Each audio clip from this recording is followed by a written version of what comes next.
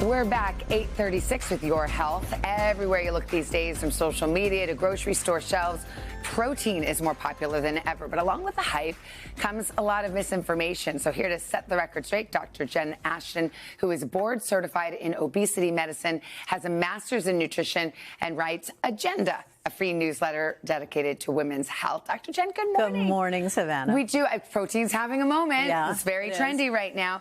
People think we were going to do the fact from fiction here, eating protein will help with weight loss. That's true, isn't it? This is the stuff that no one talks about. It is having a moment. It is important. There's a lot of hype, but there's a lot of science. So to do the deep dive, let me take you through it. When you hear this, just eat more protein if you're trying to lose weight. It does burn more calories for your body to digest protein, but ratios are important. So take a look at this. Imagine if right now you're getting 15 grams of protein, 15% of protein a day, and you want to double that because you're hearing just eat more protein.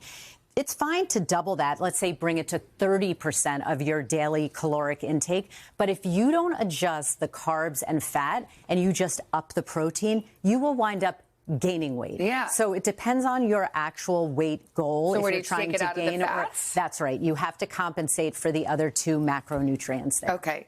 The amount of protein you eat is the same as the amount that you absorb. Is that true? Absolutely not true. So again, you hear all the time, just up your protein, eat more protein. It's the secret to everything. Remember that the amount of protein you actually consume is not necessarily what is being absorbed. This is a basic principle of physiology. There are variable factors that can affect the absorption, ranging from age to your gut health to the type of protein you consume to whether or not you smoke or consume alcohol. So again, no different than a medication. What you consume may not be what you absorb. Protein type, that leads us to our next myth, which is that all proteins are created equal.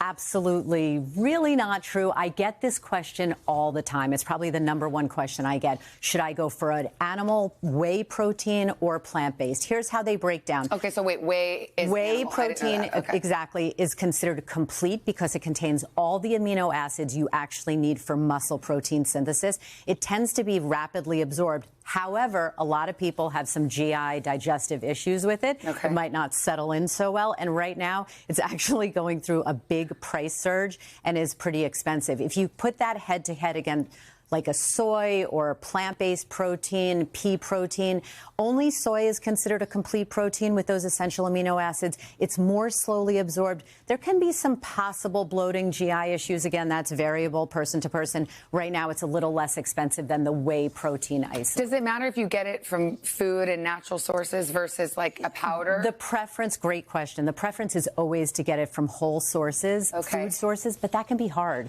So a lot of people will go for a smoothie or a bar just because they're trying to meet those targets. So like a whey protein, what's a food example of the whey Milk, protein? dairy. Okay. So and then a plant-based one would be soy, tofu. Okay. Legumes, chickpeas, all that. What about red meat? What about my steak? Okay, that was protein. that too. That's just protein.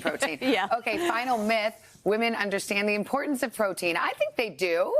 I did too, but this was really interesting. So Agenda commissioned a study done by Wakefield. We looked at 1,000 women, 35 years of age and over from across the country, and we found that what they understood about protein actually differed by their generation, their age, a little bit. We asked them how important is protein, and of the ones who said it was missing from a conversation and discussion about women's health, 43% of millennials thought it was missing.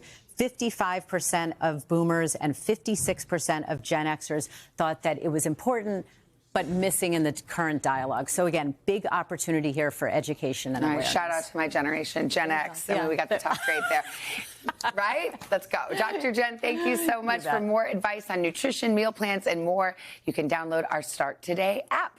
Hey, thanks for watching. And don't forget, you can catch the Today Show every morning on NBC or take Today when you're on the go. Just follow the Today podcast on Apple Podcasts, Spotify, or wherever you listen.